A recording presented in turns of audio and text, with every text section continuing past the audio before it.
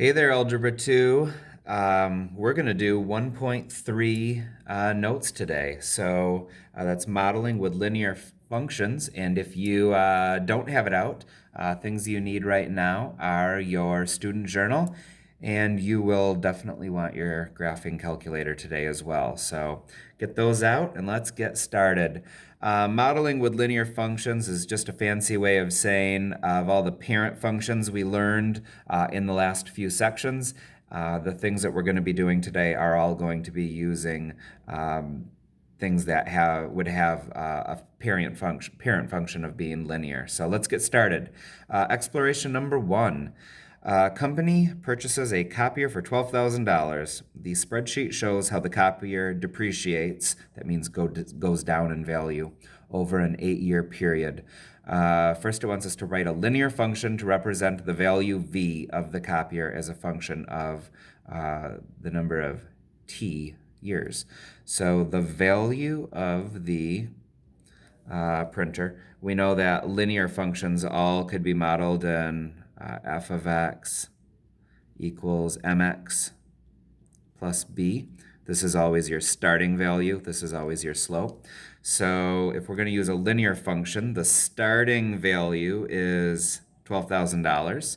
So it's going to be something not something x. They want us to use t. So v equals, the value equals something t plus $12,000. And this here is the slope, or how much is it going up or down by. So it looks like, let's see, after the first year, it went down by $1,250. And then if we go from this first year to the second, yep, it's going down by $1,250 each year, which makes sense because it's linear. So it'll go up or down by the same amount. Since it's going down, we'll use a negative. So negative 1,200 t plus 12,000. We did it. Sketch a graph of the function. Explain why this type of depreciation is called straight line depreciation. So let's graph it. Looks like we're going to want to go up by thousands, it looks like. So let's go 1, 2, 3, 4. We'll label this as 5,000. We'll label this as 6, 7, 8, 9, 10,000. And this is going to be the value in dollars. And then let's have this be time in years. So 1, 2, 3, 4, 5, 6, 7, 8, 9, 10, 11, 12 years.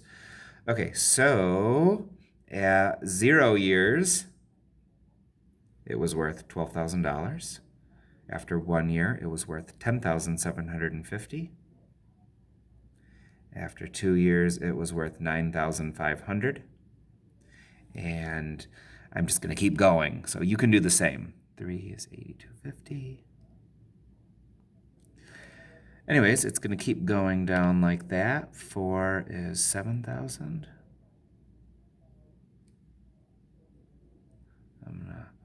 I'm going to skip a few here and say after 8 years, we're at 2,000. We could connect those.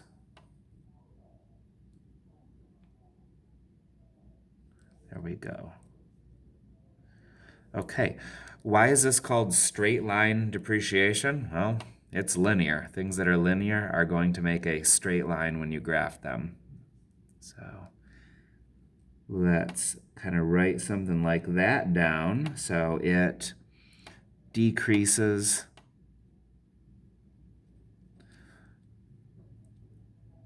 by a, let's use the word steady rate. I like that. So it's straight line depreciation because it keeps going down by a same steady rate each time. All right, interpret the slope of the graph in the context of the problem. So the slope was negative 1,200. And what did that mean in this problem? Well, it means that every time t, so every time a year goes by, it becomes worth $1,200 less than the year before. So each year, the printer depreciates, or you could say like loses value, depreciates by $1,200. I think that's a pretty good answer.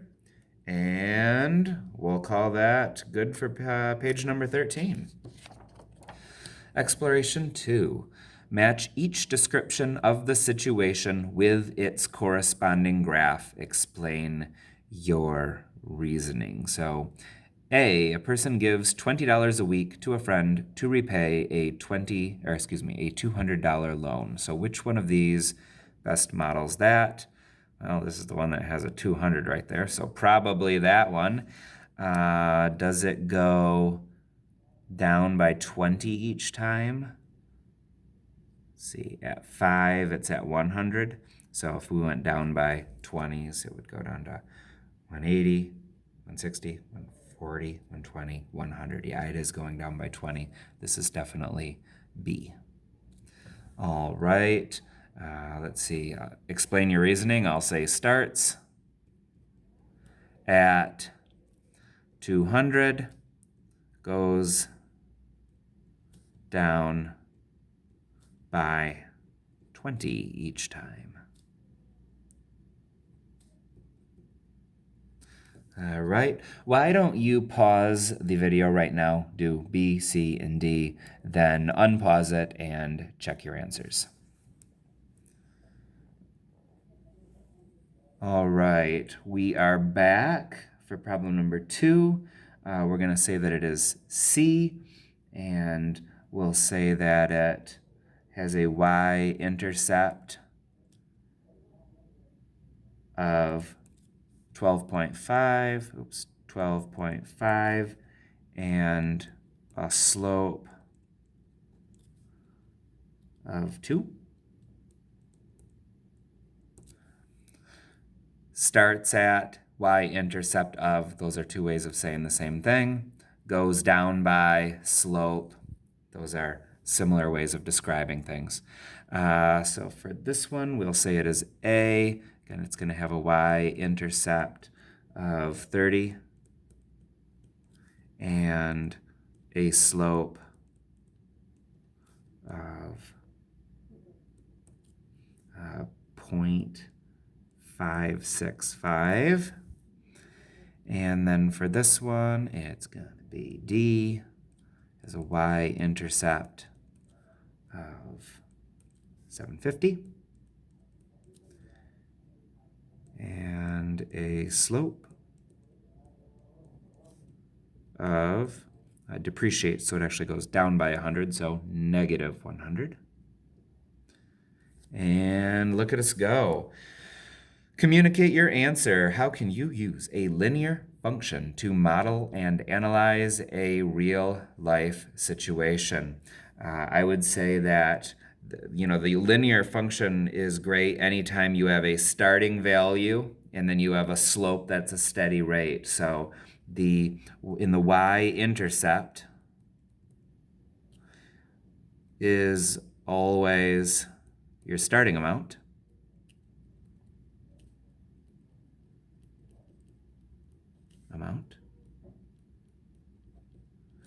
The slope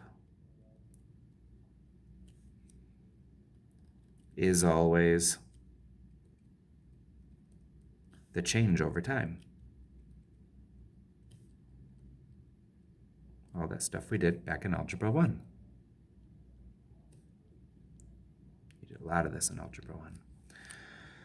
All right. Use the internet or some other reference. You know what? We're going to skip number 4. So we're going to say we've just finished page 14. All right. For page 15, this is our vocab section. So right now you're going to pause the video and you're going to look up the vocab for these 3 terms. You can either use your Big Ideas website to go in and get those definitions, or if you are around a textbook, you can just open your textbook, go to 1.3, and find the definitions, or you could look in your glossary. So this is something you will do on your own, and when you have that done, unpause the video, and we'll get back to taking notes together. All right, we're going to go down to the extra practice. It says in exercises 1 through 3, use the graph to write an equation of the line and interpret the slope. So what is the equation, and then what does the slope mean in each given real-life scenario? So here we go. Write an equation. So y equals, let's see, and I'm actually going to say c equals because it's cost. Let's see here. We know that it starts at 50, so it's going to be something plus 50. Now we need that slope. Slope is rise over run. So one way of looking at rise over run is y2 minus y1 over x2 minus x1. You may remember that back from Algebra 1. So that's going to be, your y's are right here. So 51 minus 50 over your x's are right here. So 10 minus 0. Okay, so then that would be 1 over 10. So you would have a slope of 1/10. And your x coordinate, normally it would be 1/10 x, but in this question, your x is number of text messages sent. So I'm going to, you'd either use an M for messages or a T for text. I'll use a T for text. And there we go. Interpret the slope. So what does that 1/10 mean? Means every time you send a text, it increases your bill by $0.1 or 10 cents. So I'll say that it means that each text costs 10 cents. Yay.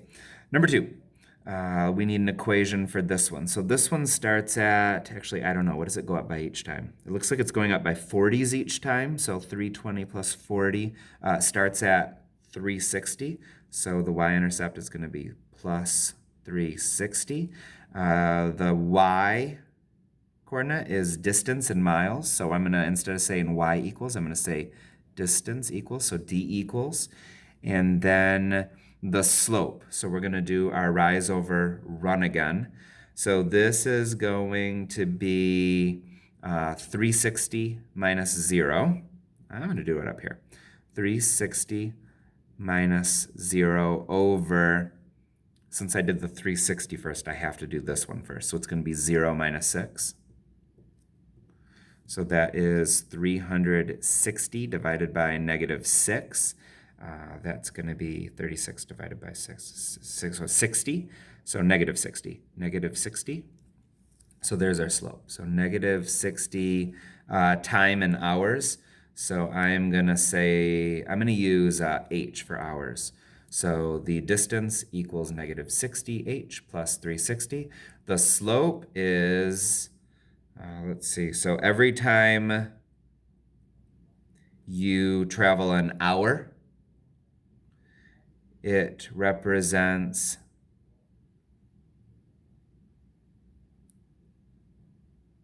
how many miles you've gone, but it's going down, so your travel distance, it's decreasing. Oh, I get it. So every time you travel for 1 hour, you have 60 miles less to go until you get there. So each hour, oops, H-O-U-R, each hour gets you 60 minutes, 60 miles closer to wherever it is you're going. Number 3. Okay, we've got an interesting one here. So we've got to figure out the slope and the starting value, and I am not quite sure what the starting value is here. So we're going to have to we're going to have to figure that out. Let's start with the slope. So let's do 95 minus 85, y2 minus y1. 95 minus 85. And then since we did the 95 first, we have to do this one first. So 20 minus 10. Okay, so that's going to be 10 divided by 10, which is 1. Okay, so it is a slope of 1. So our y is going to be your homework grade, and then that is as a percent.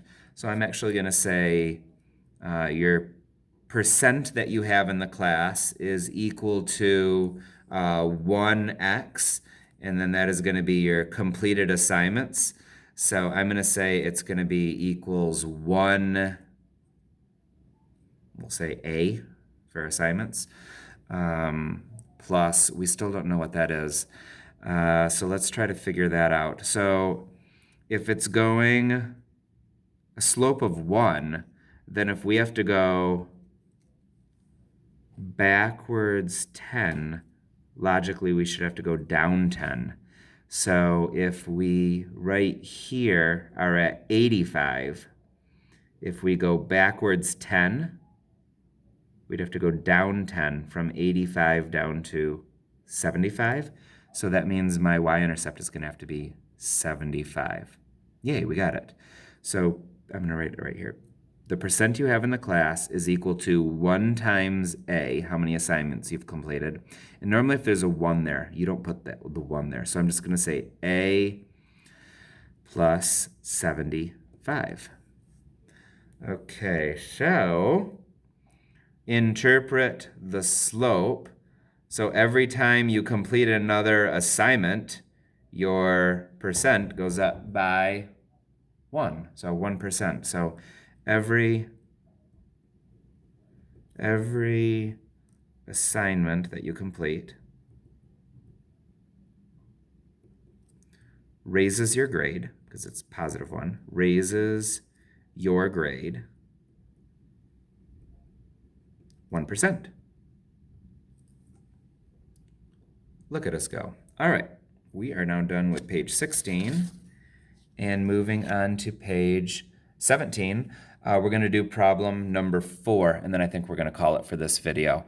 The cost of parking in a garage in Chicago is represented by the equation, this equation, where y is the total cost in dollars and x is how many hours it takes. So that's the information for Chicago. The table here shows you information about Denver. So this is our information for Chicago. This is our information for Denver.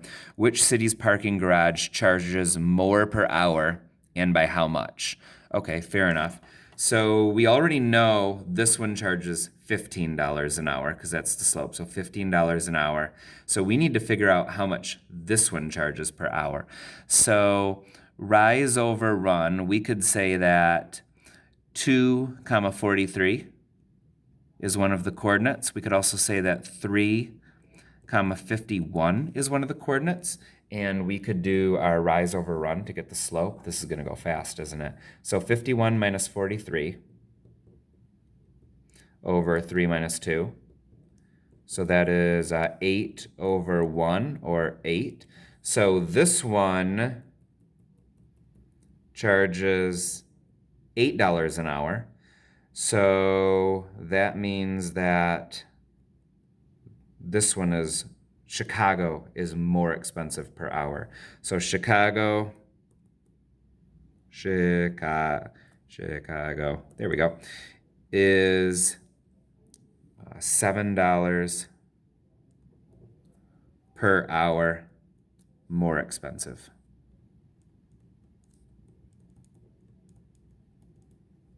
Okay, and then when will they both be the same? Okay, so now we're gonna have to make a quick table for Chicago, aren't we? So 1 hour would be, 0 hours would be $20. 1 hour would be 20 plus 15 is 35. 2 hours, it's going up by 15s each time. So 2 would be 50. 3 would be 65. And 4 hours would be 80. Okay, so after how many hours would parking in both cost the same? So 1 hour here would be $8 cheaper because this one is going by eights. So 1 hour here would cost $8 less than 43 is 35. Oh, there it is. Those are the ones that are the same. So after 1 hour being parking in both garages would cost the same. And then of course after that, it's going to be more expensive to be in Chicago, which makes sense. It's a bigger city. So